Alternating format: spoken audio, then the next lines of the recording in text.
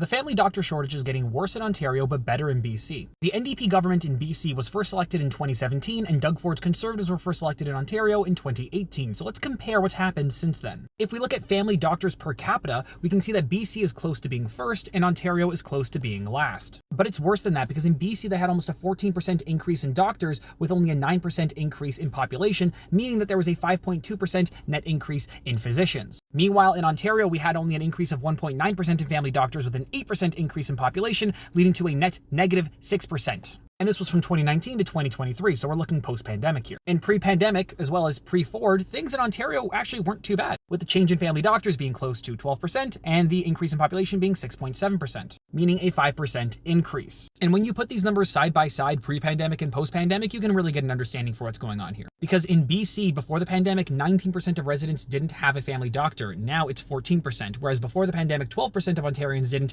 and now it's 16%. So what is BC doing that Ontario is not? It's pretty simple. They're just paying family doctors. They're paying them through a program that incentivizes physicians trained in family medicine to be family doctors. It's almost like if you want somebody to do a job, you have to pay them well, and Doug Ford refuses to do that. Doesn't matter if you're a nurse, a teacher, a doctor, unless you're a cop or a firefighter, Doug Ford is not going to pay you what you're worth. And because of that, the doctor shortage and the healthcare crisis is going to continue to get worse in Ontario.